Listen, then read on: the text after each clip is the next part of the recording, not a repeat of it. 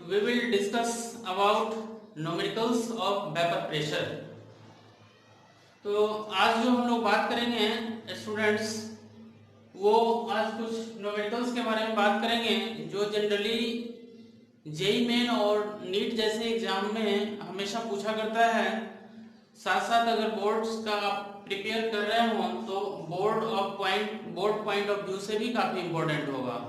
तो आइए जरा इस क्वेश्चन को देखते हैं, जिसका लास्ट क्लास में मैंने जो थ्योरी देखा था उसी पे बेस्ड यहाँ पे हमने 4 क्वेश्चंस को लिया है। तो इस क्वेश्चन को जरा एक बार आप पढ़ लीजिए और खुद से ट्राई करेंगे। अगर आपसे सॉल्व हो जाती है तो अच्छी बात है, अगर सॉल्व नहीं होती है तो मैं थोड़ा सा हिंट कर दे रहा हूँ। इससे भी अगर आपसे सॉल्व नहीं होता तो आप मेरे कमेंट बॉक्स में जरूर कमेंट करेंगे, इसका मैं रिप्लाई अगले एपिसोड में जरूर दूंगा। इससे पहले जल्दी से मेरे YouTube चैनल को सब्सक्राइब करें, लाइक करें और शेयर भी करें। ओके, आइए फर्स्ट नंबर क्वेश्चन। यहाँ पे a solution is prepared by adding heptane and octane. 50 gram of heptane is mixed with 114 gram of octane. If vapor pressure of pure heptane is 800 mm of Hg and pure octane is 500 mm of Hg, then find vapor pressure of the solution। देखो students, यहाँ पे जब कभी भी pure form में रहे, यानी vapour pressure of pure heptane, जब कभी भी हेप्टेन और ऑक्टेन की बात हो रही है और प्योर फॉर्म होगा तो हमेशा उसको नॉट लगा के रिप्रेजेंट करते हैं। ठीक है, यहाँ पे क्या है कि इस क्वेश्चन में आपको हेप्टेन का वेट भी दिया हुआ है, ऑक्टेन का भी वेट दिया हुआ है। दोनों का मॉलिक्यूलर मास निकालेंगे और दोनों का नंबर ऑफ मोल्स निकाल लेंगे। दोनों का नंबर ऑफ मोल्स निकाल करके आप फिर उसका मोल फ्रैक्शन निकालेंगे और दोनों कंपोनेंट का जब मोल फ्रैक्शन निकल जाएगा तो प्योर कंपोनेंट में दोनों का वेपर प्रेशर दिया हुआ है, तो आप वेपर प्रेशर ऑफ सॉल्यूशन लगाएंगे, जिसका फॉर्मूला हमने लास्ट क्लास में डिराइव कर रखा है। ओके, तो उसके बाद हमारा नेक्स्ट क्वेश्चन है कि 60 gram of glucose is dissolved in 72 gram of water. Find out the vapour pressure of solution if vapour pressure of pure water under that condition is 680 mm of Hg। इस question में एक glucose है component और दूसरा component water है। दोनों का wait दे रखा है, मॉलिक्यूलर वेट से डिवाइड कीजिए, दोनों का नंबर ऑफ मोल्स निकालिए, फिर उसका दोनों का मोल फ्रैक्शन भी निकालिए। उसके बाद कहा है कि वेपर प्रेशर ऑफ सॉल्यूशन भी आपको निकालना है, जबकि यहाँ पर प्योर वाटर का जो वेपर प्रेशर है वो दे रखा है 680 mm ऑफ Hg। तो आप कहेंगे कि एक ही कंपोनेंट का दिया हुआ है, दूसरा कंपोनेंट का कहाँ है? तो ये स्टूडेंट आपको सोचना है कि इस क्वेश्चन में हमें कैसे इसे सॉल्व करना है। तो इसे भी आप सॉल्व करेंगे। अगर कोई परेशानी होती है तो आप जरूर मेरे कमेंट बॉक्स में कमेंट कीजिए, हम उसका आंसर जरूर देंगे। नेक्स्ट क्वेश्चन है हमारा कि at 373 kelvin temperature 30 gram of urea is added in 90 gram of water, then find the vapour pressure of solution. यहाँ भी वही केस है, लेकिन ये क्वेश्चन बहुत ही अच्छा है। इसको जरा आप सोचेंगे कि इसमें कैसे इसे हम सॉल्व करेंगे, क्योंकि यहाँ टेम्परेचर भी एक फैक्टर दिया हुआ है। 373 केल्विन यूरिया है जिसका वेट 30 ग्राम दिया हुआ है, जो 90 ग्राम वाटर में डिसॉल्व है। तो यहाँ भी दोनों का मॉलिक्यूलर मास से डिवाइड करके नंबर ऑफ मोल्स निकालेंगे और मोल फ्रैक्शन भी निकालेंगे। बात बाकी रही यहाँ पे कि वेपर प्रेशर ऑफ सॉल्यूशन को निकालना है। तो आप फिर एक बार पीछे का जो डेरिवेशन है उसको आप देखो और थोड़ा सा सोचना है स्टूडेंट्स। अगर आप ध्यान दे दिए इस क्वेश्चन को तो समझिए कि आपका जेई मेन तो ऐसे ही क्लियर है। बिल्कुल मैं सही बोल रहा हूँ, जेई मेन बिल्कुल क्लियर है आपके लिए। और अगर नीट के भी बच्चे हैं तो उनके लिए तो यू में क्वेश्चन सॉल्व होगा, इसीलिए आप जो है जरूर इसको ध्यान देंगे। ये आपका कुछ इंपॉर्टेंट क्वेश्चन है और क्वेश्चन में कुछ बातें जरूर हैं, तो इसको भी एक बार आप सॉल्व कीजिए। अगर ये भी क्वेश्चन आपसे नहीं बनती है तो फिर मैं इसको आपको सॉल्व करके दिखाऊंगा। इसके बाद नेक्स्ट हमारा क्वेश्चन है कि if pressure of the solution is represented as, ये जो है वो टोटल प्रेशर है सॉल्यूशन का, टोटल मिक्सचर का प्रेशर है जो 150 प्लस XA, ये मोल फ्रैक्शन है, मल्टीप्लाई 250। अब यहाँ से कहता है कि फाइंड कीजिए कि प्योर कंपोनेंट में ए और बी हो तो उसका वेपर प्रेशर कैसे निकालेंगे। तो स्टूडेंट्स जो डेरिवेशन मैंने किया है उसी के साथ आप कंपेयर करो इसको, और कंपेयर करके प्योर कंपोनेंट होगा उसका आप वेपर प्रेशर निकालो। बिल्कुल सही है, और ये आपको निकल जाएगा बहुत ही आसानी से अगर थोड़ा सा भी मेरा थ्योरी को आपने अच्छे से पढ़ा होगा। या कहीं परेशानी है तो बार बार आप मेरे चैनल को फिर से आप रिपीट करें, ये जरूर आपको क्लियर होगी। इसके बाद स्टूडेंट्स एक इफेक्ट ऑफ प्रेशर है, जिस इफेक्ट ऑफ प्रेशर में एक इम्पोर्टेंट लॉ आता है, जिस लॉ का नाम हेनरीज लॉ होता है, जो प्रत्येक साल सीबीएसई के बच्चे हो या बिहार बोर्ड के बच्चे हो उनको एक क्वेश्चन पूछा जाता है कि right the statement of Henry's law and it's important applications. तो आइए जरा हम लोग डिस्कस करते हैं हेनरीज लॉ। ओके,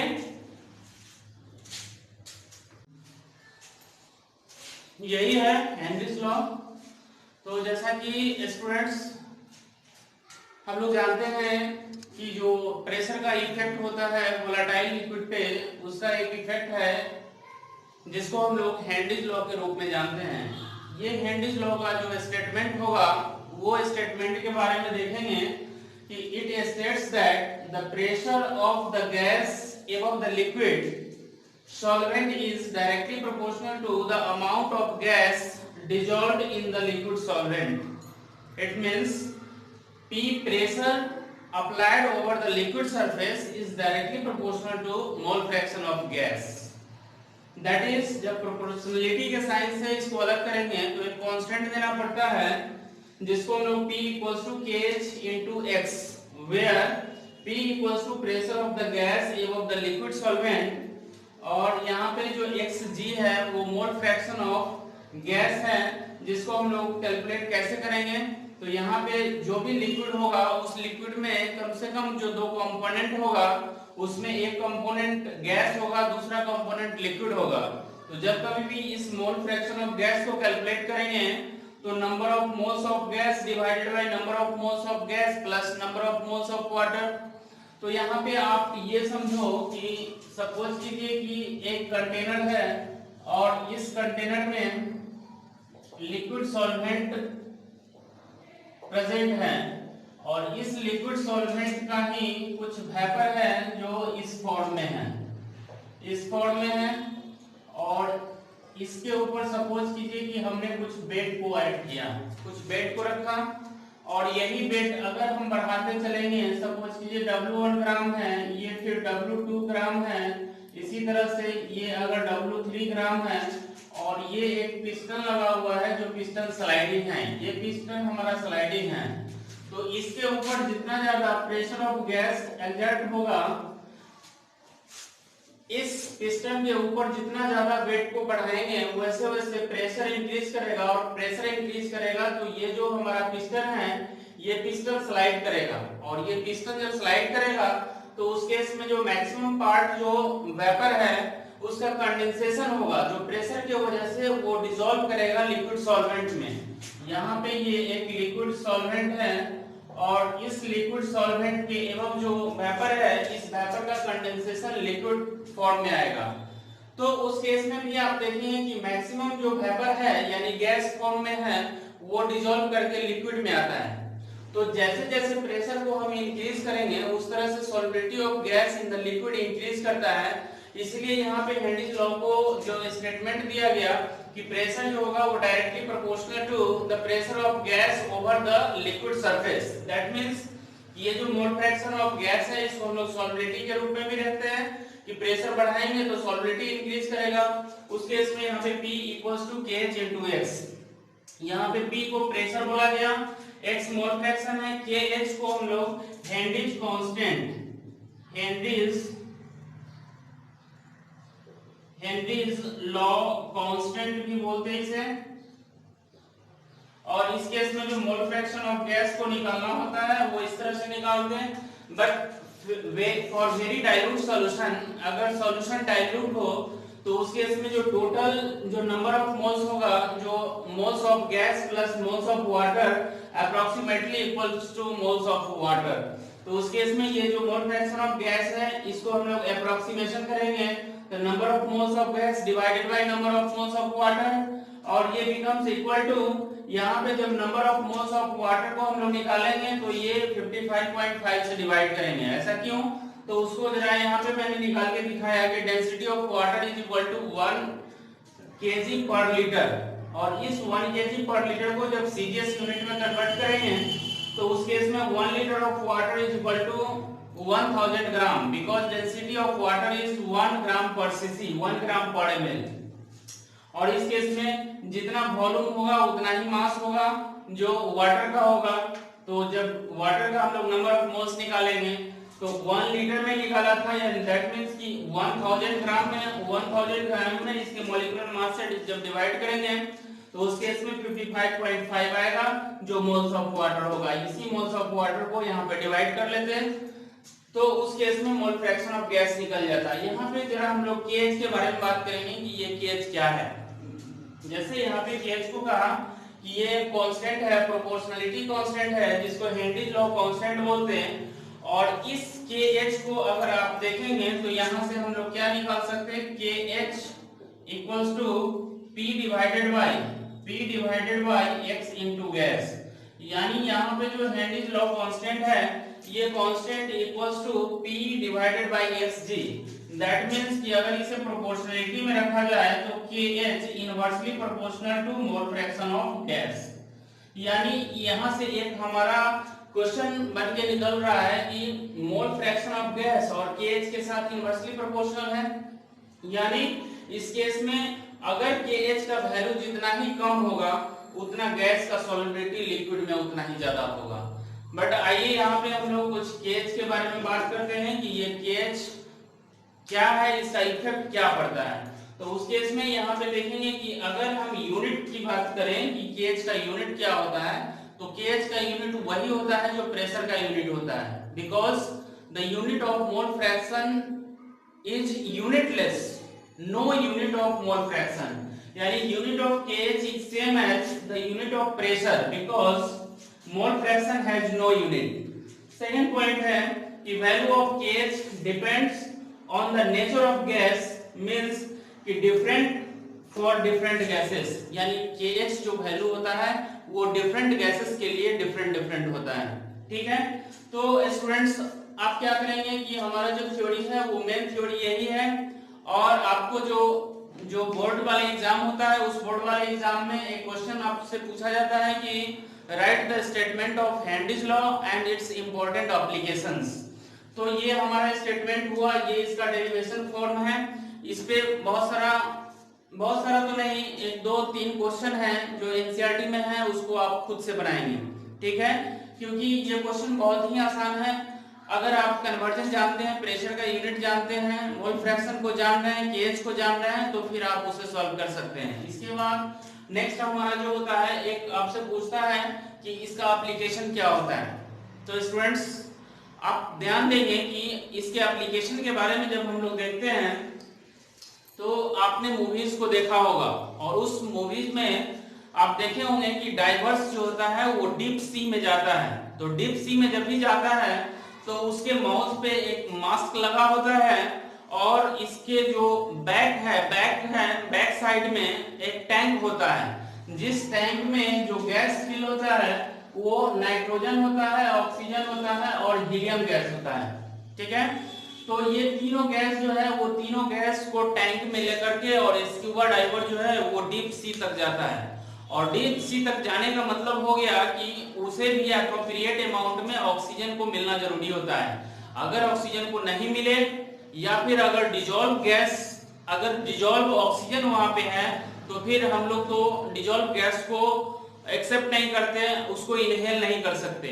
ठीक है, तो इसके लिए हम लोग क्या करते हैं कि जो भी स्क्यूबा डाइवर होगा वो अपने बैक साइड पे एक टैंक लेके आएगा, और उस टैंक में जो गैस फिल होता है वो नाइट्रोजन का अप्रॉक्स 56.1%, इसका 32% और इसका भी कुछ अमाउंट होता है जो इसमें प्रेजेंट होता है। ठीक है, तो ये गैस को लेकर के वो जाता है डीप सी में, और डीप सी में जाने के बाद क्या होता है, बहुत सारा एक्शन हो सकता है। जैसे हम लोग डाउन द अर्थ जाते हैं तो उस केस में प्रेशर डिक्रीज करता है, और प्रेशर डिक्रीज करेगा तो जो गैस की सॉल्युबिलिटी है वो भी डिक्रीज करती है, जिसकी वजह से हम लोग ऑक्सीजन को इनहेल करना मुश्किल होता है।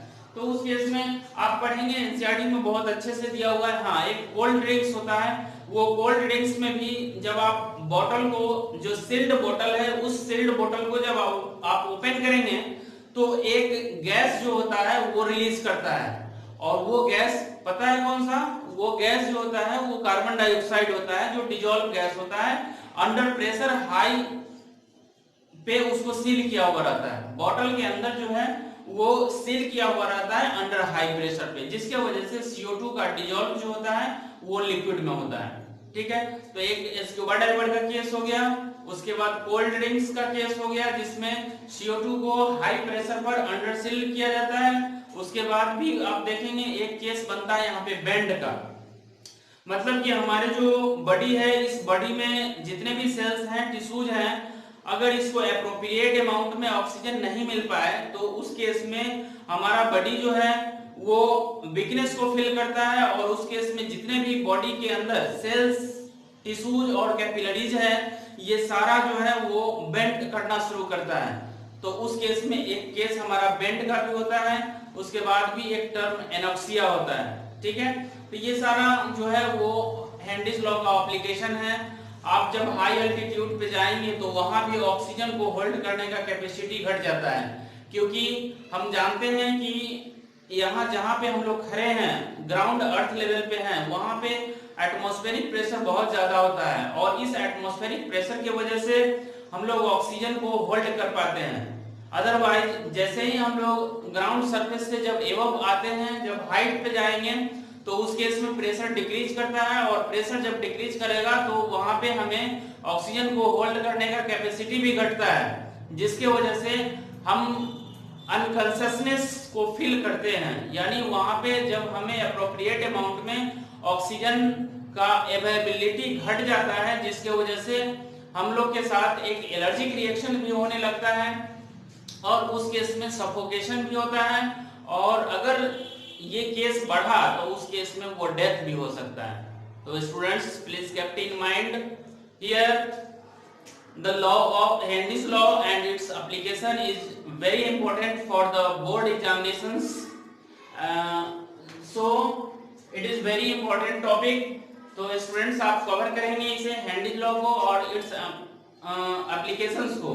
इसके साथ साथ हमारे पास कुछ क्वेश्चंस भी होते हैं, जो क्वेश्चन बहुत ही आसान होता है, और मुझे उम्मीद ये लगता है कि आप एनसीईआरटी से जरूर इस क्वेश्चन को करेंगे।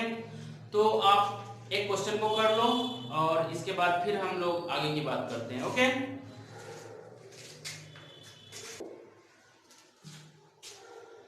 ये जो हेनरीज लॉ है, इस हेनरीज लॉ पे जो जस्ट मैंने बात की थी कि जैसे जैसे हम प्रेशर को अप्लाई करते हैं अबव द लिक्विड सॉल्वेंट, उस तरह से गैस की सॉल्युबिलिटी जो है वो इंक्रीज करती है। That is P proportional to X into Z, और P equals to KH into mole fraction of gas.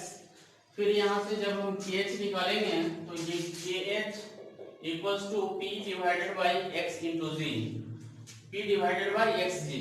ठीक है, यहाँ से जब KH को देखेंगे तो P को अगर हम कांस्टेंट कर लें तो ये directly proportional to 1 divided by X into Z, और यहाँ पे हम लोग क्या देखते हैं कि ये दोनों के साथ इनवर्सली प्रोपोर्शनल है। यानी कहने का ये मतलब कि अगर KH वैल्यू जिस सॉल्वेंट का जितना ज्यादा होगा उसका सॉल्युबिलिटी उतना ही कम होगा, या फिर ये कह सकते हैं कि अगर ये KH वैल्यू जितना ही कम होगा उसका सॉल्युबिलिटी उतना ही ज्यादा होगा।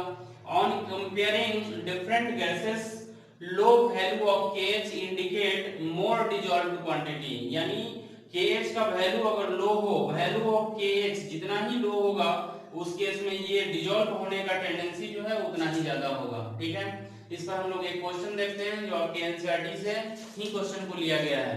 इसमें क्वेश्चन हमारा बोल रहा है कि 2.8 multiply 10 to the power -5 kilogram nitrogen is dissolved in 1 litre of water, then pressure of nitrogen above water is 1 atm, calculate Henry's law constant. सबसे पहला जो सॉल्यूशन होगा इसमें हम लोग क्या देखेंगे कि क्या क्या दिया हुआ है, इसमें गिवन दैट क्या है। तो इस गिवन दैट में देखेंगे कि यहाँ पे हमें दिया हुआ है जो नाइट्रोजन का वेट दिया हुआ है। तो नाइट्रोजन का सबसे पहले हम लोग क्या करेंगे, इसका नंबर ऑफ मोल्स निकालेंगे, और फिर यहाँ पे 1 लीटर वाटर में है तो 1 लीटर वाटर में भी इसका हम लोग मोल्स निकालेंगे, फिर मोल फ्रैक्शन निकालेंगे, प्रेशर दिया हुआ है केएच निकल जाएगा।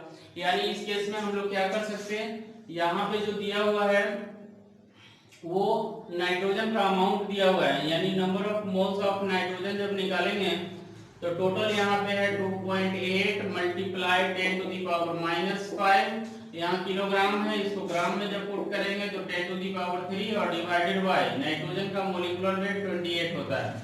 तो उसके इसमें ये डेसिमल पॉइंट को हटाइए, 10 बैठाएंगे, 28 से 28 कैंसिल करेंगे, और यहाँ पर -5 है, इसमें से 3 चला गया तो -2 होगा, एक ऊपर चला गया तो 10 टू दी पावर ये -3 हो जाएगा। ठीक है, -5 में से 3 गया तो -2 आया, एक और ऊपर चला गया तो -3 हो गया। ये हमारा number of moles of nitrogen है। फिर यहाँ से हम लोग जो दिया हुआ वैल्यू है उसमें number of moles of water निकालेंगे, तो ये हमारा 55.5 आएगा। ठीक है, और उसके बाद यहाँ पे प्रेशर दिया हुआ है, प्रेशर ऑफ नाइट्रोजन जो है वो दिया हुआ है, कितना है 1 atm। तो आप फॉर्मूला लगा लो यहाँ से, P of N2 equals to KH और into X mole fraction of N2 तो यहाँ से ये 1 दिया हुआ है, 1 equals to KH, और जो मोल फ्रैक्शन ऑफ N2 है, इस मोल फ्रैक्शन ऑफ N2 को आप निकाल सकते हैं कि ये नंबर ऑफ मोल्स कितना है 10 का पावर -3 और डिवाइडेड बाय 55.5।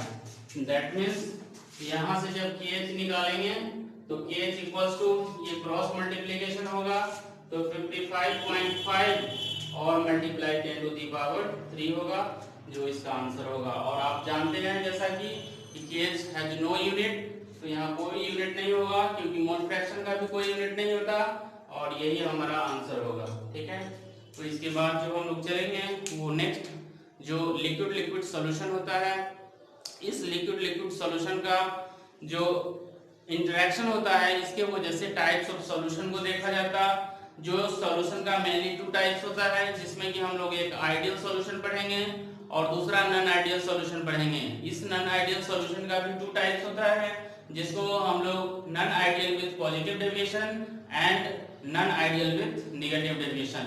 तो आइए जरा हम लोग बात करते हैं कि आइडियल सॉल्यूशन किसे कहा जाता है। ठीक है, ओके, यही है। तो यहाँ पे जो रॉयल्स लॉ है जिसको हमने लास्ट क्लास में पढ़ा था, ये एक डिसाइडिंग फैक्टर होता है कि whether the solution is ideal और नॉन आइडियल। तो यहाँ पे जो आइडियल सॉल्यूशन है, इस आइडियल सॉल्यूशन के बारे में एक्चुअली बात क्या होता है कि जब भी सॉल्यूशन फॉर्म करता है तो हमें जो पढ़ना है वो ओनली 2 कंपोनेंट्स का सॉल्यूशन पढ़ना है। तो जब भी सॉल्यूशन का फॉर्मेशन होगा तो उस केस में इन दोनों कंपोनेंट्स के बीच एक फोर्स ऑफ अट्रैक्शन काम करता है, जिसके वजह से सॉल्यूशन तैयार होता है।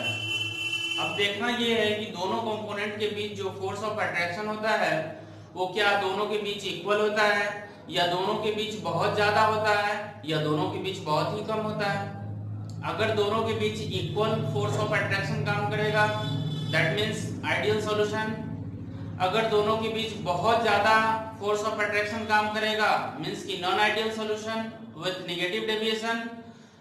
अगर अट्रैक्शन होगा लेकिन लेस होगा तो उस केस में फिर हम लोग बोल सकते हैं कि non ideal with positive deviation. तो अभी जस्ट हम लोग बात करेंगे वो आइडियल सॉल्यूशन के बारे में। तो स्टूडेंट्स आप ध्यान देंगे कि आइडियल सॉल्यूशन वो होता है जो रॉयल्स लॉ को फॉलो करता है, रॉयल्स लॉ को ओबे करता है under the conditions of temperature, pressure and concentration. यानी at all concentration temperature and pressure पे जब ये रॉयल्स लॉ को फॉलो करता है तो ऐसे ही सॉल्यूशन को हम लोग आइडियल सॉल्यूशन बोलते हैं। यानी इस केस में हम ये भी बात करते हैं कि यहाँ पर जो है ये there is no extra attraction और repulsion between the solute and solvent after the formation of solution. तो इस केस में यहाँ पे ना तो सॉल्यूट मॉलिक्यूल एसोसिएट कर सकता है और ना ही सॉल्यूट मॉलिक्यूल डिसोसिएट कर सकता है, और ना ही कोई सॉल्यूट और सॉल्वेंट के बीच कोई इंटरेक्शन हो सकता है, ना ही कोई केमिकल रिएक्शन हो सकता है। और इस केस में जो वॉल्यूम का चेंज होगा मींस कंपोनेंट ए और कंपोनेंट बी दोनों को जब आप ऐड करेंगे तो ऐड करने के बाद दोनों के वॉल्यूम में कोई परिवर्तन नहीं होगा, कोई चेंज नहीं होगा। मींस कि volume of component A equals to volume of component B, that means ideal का केस होगा ये। उसके बाद भी अगर यहाँ पे एंथैल्पी ऑफ मिक्सिंग देखेंगे कि जो हीट ऑफ एंथैल्पी होता है मिक्सिंग करने के बाद जो कंपोनेंट ए और बी है, तो उस केस में भी हम लोग क्या देखेंगे कि दोनों का जो हीट ऑफ एंथैल्पी है कंपोनेंट ए का और बी का वो इक्वल होगा, दैट मींस कि आइडियल का केस होगा। तो ये सारा हमारा कैरेक्टर है जो आइडियल के केस में है। यहाँ पर हमने रॉयल्स लॉ को जब बता रहा था तो उस केस में कंपोनेंट ए के लिए लिखा था कि PA प्रोपोर्शनल टू x है, that means PA equals to P0A into x है। Similarly PB equals to P0B into XB, means कि a solution for which observed vapor pressure is equal to the theoretical vapor pressure। उसके बाद में यहाँ पे for ideal solution observed boiling point is equal to the theoretical boiling point।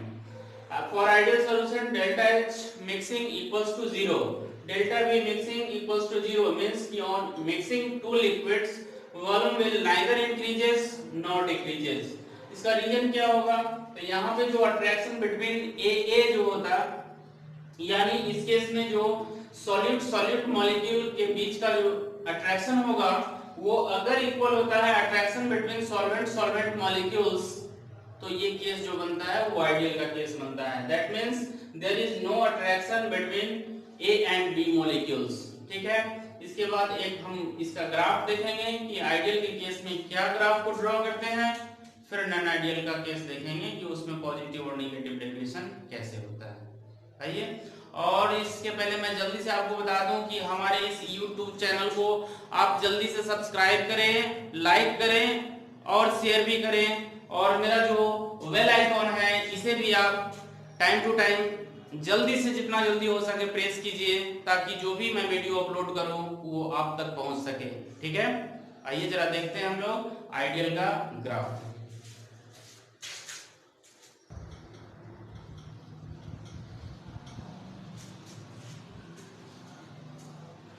तो students यहाँ पे जो टाइप्स ऑफ सॉल्यूशन है, इस टाइप्स ऑफ सॉल्यूशन को इनिशियली 2 टाइप्स में डिवाइड किया इसको, एक तो आइडियल सॉल्यूशन और दूसरा हुआ नॉन आइडियल सॉल्यूशन।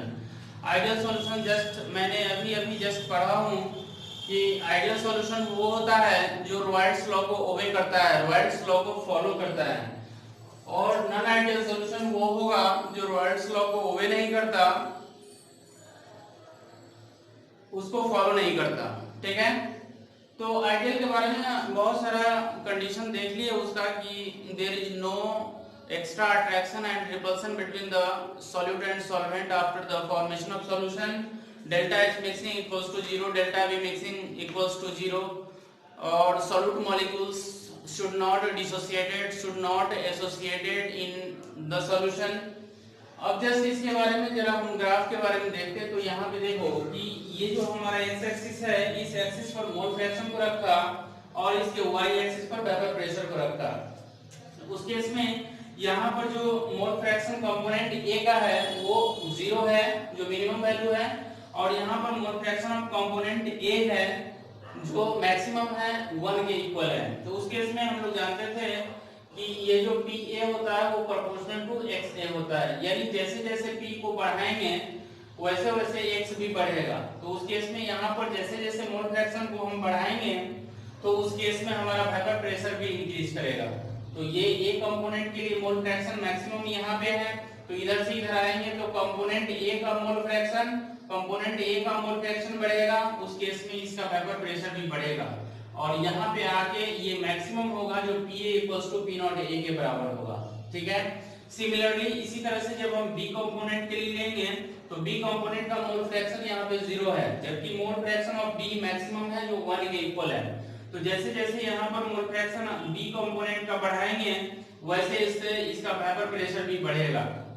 और एक ऐसा केस होगा जब यहाँ बी मैक्सिमम आएगा इस पॉइंट पे, तो वहां पर ये वेपर प्रेशर मैक्सिमम होगा जो यहाँ पे आएगा। ठीक है, तो ये हमारा कंपोनेंट ए के लिए हो गया, ये कंपोनेंट बी के लिए हो गया।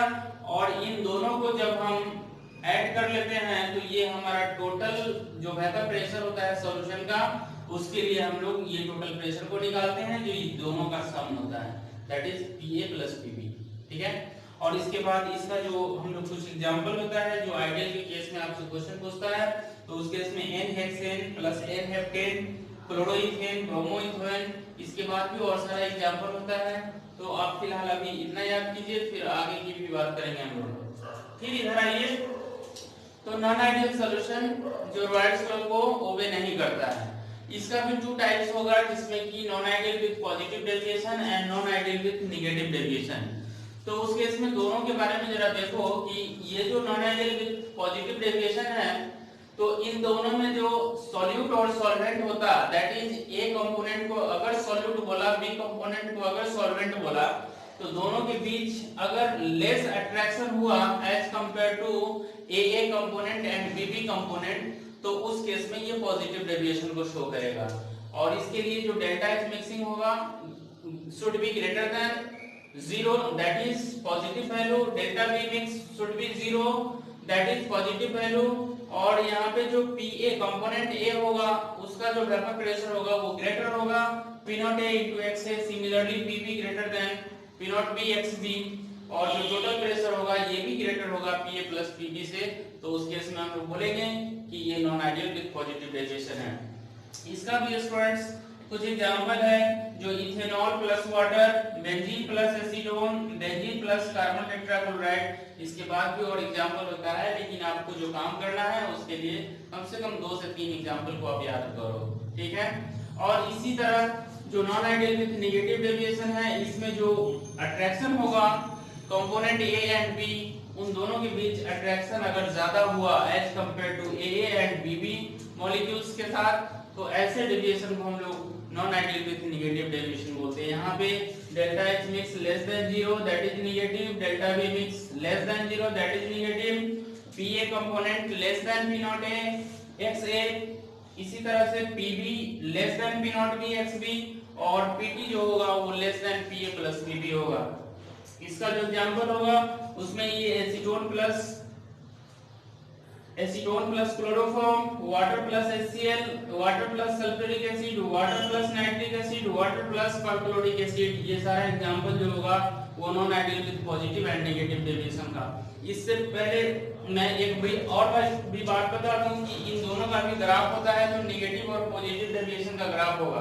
तो जो आइडियल का केस है वही सेम ग्राफ इसका भी बनाएंगे, बट मेन रेफरेंस आइडियल को लेकर के ही हम लोग पॉजिटिव और नेगेटिव डेविएशन को बात करेंगे। तो जरा एक छोटा सा हम लोग ग्राफ के बारे में देख लेते हैं कि इसका ग्राफ कैसा होगा, उसका ग्राफ कैसा होगा, दोनों का नेचर कैसा होगा।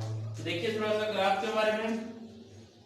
तो इसी तरह का ग्राफ हम लोग यहाँ पे बनाएंगे, यहाँ पे मोल फ्रैक्शन को रखेंगे, इस पे वेपर प्रेशर को लेंगे, और उस केस में यहाँ जो है वो कंपोनेंट किसको रखा था, XA। यहाँ पे XA मैक्सिमम है और यहाँ पे XA 0 है। यहाँ पर XB मैक्सिमम होगा और यहाँ पे XB 0 होगा। तो उस केस में भी जो ग्राफ आएगा वो ग्राफ कैसा होगा, तो हम लोग एक जो यहाँ पे देखेंगे उस केस में यहाँ पे रेफरेंस लेंगे आइडियल का, और ग्राफ खींचेंगे नॉन आइडियल का। तो उस केस में ये हमारा पॉजिटिव डेविएशन का ग्राफ है। तो ये जो हमारा लाइन है ये आइडियल का जो बेसिक रेफरेंस है इसके ऊपर से पास करेगा, ये भी जो है इसके एबव से पास करेगा, और ये भी इसके एबव से पास करेगा। दैट इज ये पॉजिटिव डेविएशन को शो कर रहा है। ठीक है, तो ये वाला जो ग्राफ है वो PA का है, PA equals to P not A into XA। ये PB का ग्राफ होगा, PB equals to P not B into XB, और ये टोटल प्रेशर होगा P equals to PA plus PB। इसी तरह से हम लोग non ideal with negative deviation का ग्राफ खींचेंगे। तो जरा देखो इसको, यहाँ पर ये मोल फ्रैक्शन x कंपोनेंट को लिया, वेपर प्रेशर को y कंपोनेंट के रूप में लिया, और इस दोनों के लिए जो ग्राफ खींचेंगे उसमें यहाँ मैक्सिमम ये P नॉट A है, यहाँ पे P नॉट B है, ठीक है। और यहाँ पे XA इक्वल्स टू 1 है, यहाँ XA इक्वल्स टू 0, और यहाँ XB equals to 0, XB equals to 1। अब इस केस में भी हमारा मेन रेफरेंस जो होगा वो आइडियल का ही केस होगा, तो उस केस में ये रेफरेंस लाइन लेंगे, जो डॉटेड लाइन होगा इसका भी डॉटेड लाइन होगा, और इसको जो दिखाएंगे वो टोटल प्रेशर होगा। अब यहाँ पे निगेटिव डेविएशन को शो कर रहा है, मींस कि जो इसका ग्राफ होगा वो इसके नीचे से पास करेगा, इसका ग्राफ जो होगा वो नीचे से पास करेगा, इसका भी ग्राफ होगा वो नीचे से पास करेगा, ठीक है। तो ये हमारा ए का हो गया, कंपोनेंट ए के लिए P not A into X A, ये PB के लिए हो गया PB equals to P not B into XB, और ये टोटल हो गया P equals to PA plus PB, ठीक है। तो स्टूडेंट्स आप इसे बहुत अच्छे से पढ़ेंगे, इस पर बहुत सारे क्वेश्चन एग्जाम में आता है, और इस पर बहुत ही इंपॉर्टेंट क्वेश्चन बनता है, जिस क्वेश्चन को अगर आप बनाना चाहते हैं तो पहले तो एनसीईआरटी को कवर कर लो, क्योंकि आपको बोर्ड भी देना है, और साथ साथ जो कंपटीशन का एग्जाम होगा उसमें भी आपको इससे बहुत सारा क्वेश्चन आपको देखने को मिलेगा। तो और इससे भी अगर डिटेल्स आपको अगर चाहिए तो आप मेरे कमेंट बॉक्स में कमेंट करें। और अभी जैसा कि आप जान रहे हैं कि हमारा जो कंट्री है, हमारा जो भारत है, वो लॉकडाउन से सफर कर रहा है, तो ऐसे में सब लोगों को केयर करने की जरूरत है। तो उस केस में आप पढ़ाई को भी करने के लिए आप केयरफुल होकर पढ़ाई करें, ठीक है, क्योंकि आपका पढ़ाई का जो रिलेशन है वो आपको फ्यूचर से डायरेक्टली लिंक है। तो आप अपना फ्यूचर को सेव करना चाहते हैं, फ्यूचर को बनाना चाहते हैं, तो अपना पढ़ाई को अच्छे से करें, और इस तरह से मेरा लेक्चर को बार बार आप देखो। अगर उससे भी समझ में नहीं आती है तो आप मेरे कमेंट बॉक्स में जरूर कमेंट करें। लॉकडाउन के बाद जब मैं रेगुलर क्लास लूँगा तो उसमें जरूर हम आपको ये एक्सप्लेन करेंगे, ठीक है। इसके बाद आज का जो क्लास है वो यहीं पे स्टॉप करते हैं, क्योंकि टाइम भी बहुत हो चुका है, और इसके बाद हम लोग नेक्स्ट क्लास में मिलते हैं। Okay, thank you.